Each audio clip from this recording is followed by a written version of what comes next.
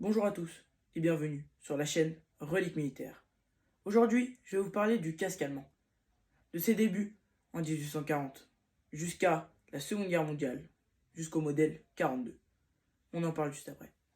Commençons sans plus attendre. Commençons par le casque à pointe, de son vrai nom, le Pickelhaube. Il ressemble à ça. Alors, la pointe est juste ici. Voilà, donc c'est une pointe de couleur dorée. Il est arrivé dans l'armée allemande pour la première fois en 1840, sous le roi Frédéric Guillaume IV de Prusse.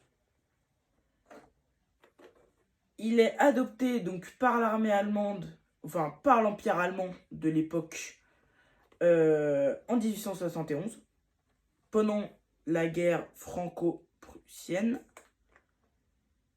Donc il est fait en cuir rigide, voilà, et il est facilement reconnaissable grâce à sa mythique pointe. Il est donc fait en cuir bouilli et il était donc principalement donné à l'infanterie et à la cavalerie.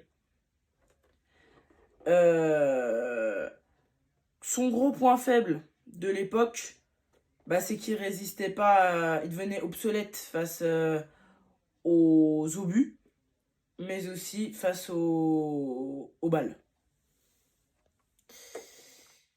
Voilà, il devenait totalement obsolète. Sinon, pour parler de ce casque, nous pouvons reconnaître ici un cercle blanc sur fond noir, tout simplement faire appel aux couleurs du drapeau prussien, qui est blanc et noir, avec un aigle au milieu. Celui-ci est un casque modèle bavarois, avec l'aigle bavarois, justement ici de couleur dorée. Et voilà, il est noir et doré. Passons au prochain casque. Je vais vous parler du casque M16. Alors, le casque M16. Le casque M16 est le descendant direct du Pickelhaube, ou du casque à pointe que je viens de vous montrer. Il a été remplacé, le Pickelhaube a été remplacé par le casque M16, qui est iconique aussi de la Première Guerre mondiale. Il offrait une meilleure résistance face aux balles et aux obus, voilà, de la Première Guerre mondiale.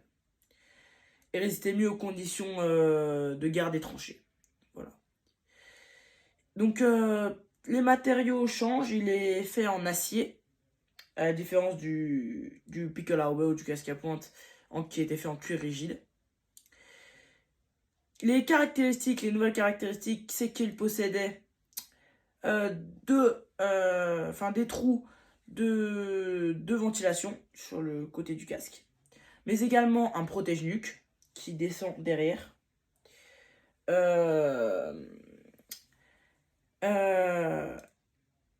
Et de larges rebords. Voilà. Donc, ses avantages, c'est qu'il offrait une protection beaucoup mieux que le Pickelhaube ou le casque à pointe. Beaucoup plus résistant face aux éclats d'obus et aux impacts de balles. C'est devenu après le symbole donc de l'armée allemande de l'époque, comme casque des troupes allemandes. Passons au prochain casque. Le casque M35. Le casque M35, ou modèle 1935. Le casque M35 a été fabriqué avant la Seconde Guerre mondiale. Je rappelle les dates de la Seconde Guerre mondiale, 1939-1945, et a été fabriqué en 1935, donc avant la Seconde Guerre mondiale. Il est beaucoup plus ergonomique et moderne que le modèle 1916. Les matériaux sont beaucoup mieux. Il est en acier, mais de meilleure qualité. Voilà. Son design est beaucoup plus léger que le modèle 1916, avec des bords arrondis. Voilà, qui est une amélioration de l'autre. Il était porté par à peu près tous les corps de l'armée allemande, que ce soit la Wehrmacht, l'armée de terre, je rappelle, l'armée régulière, la Luftwaffe, l'armée de l'air et les SS aussi, hein, puis d'autres, hein, la Feldgendarmerie, la gendarmerie allemande, voilà, par à peu près tous les corps d'armée.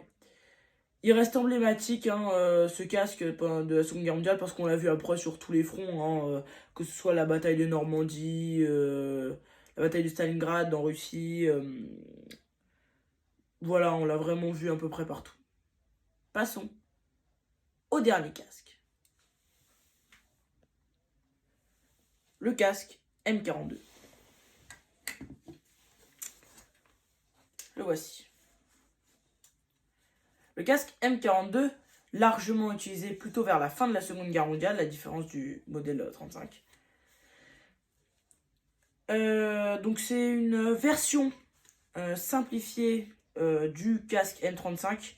Voilà, il est plus économique, hein, beaucoup plus économique. Le changement physique du casque, il y a eu une suppression des bords roulés. Pourquoi il y a une suppression des bords roulés? Pour réduire le coût de production. Voilà, tout simplement. Pareil que M35, largement utilisé pendant la Seconde Guerre mondiale. Pareil par tous à peu près les corps. Hein, Luftwaffe, les SS, la Wehrmacht, vraiment, voilà. Ça reste vraiment une évolution indirecte du modèle 35. Voilà. Donc pour l'intérieur, ça se présente comme ça. Ça se présente comme ça pour l'intérieur. Pour l'extérieur, ici, là, juste ici, on a des trous de ventilation. Voilà, qui est une amélioration. Pareil, si on remonte loin, on a plus qu'à l'arbre, on n'avait pas du tout ça. Hein. Voilà. Enfin voilà, c'est vraiment le dernier casque allemand de la Seconde Guerre mondiale. Qui est encore une évolution du modèle 35. Et si on compare donc du modèle 42 au modèle 1840 ou du casque à pointe, le Picalaube. Voilà. On est sur quelque chose de beaucoup plus discret du modèle 42, beaucoup plus pratique, hein, beaucoup plus léger aussi, et plus facile à transporter que le casque à pointe, hein, le Picalaube. Ah oui, un peu de légende. Saviez-vous pourquoi y a-t-il une pointe sur le casque à pointe? C'est tout simplement d'une légende. Hein. Ça permettait, voilà, d'éviter les coups d'épée. Bon, ça vient tout simplement de là, c'est pour ça qu'il y a une pointe sur le casque à pointe. Personnellement, je trouve ça très beau, mais pas pratique. Et pas discret du tout non plus sur le front. Bon bah, voilà. J'espère que vous avez appris des choses grâce à cette vidéo sur l'évolution du casque, donc de 1840 à 1942, en passant par 1935 et 1916. Voilà, bon bah c'est tout pour moi, je vous laisse les amis, et puis à une prochaine vidéo. Au revoir.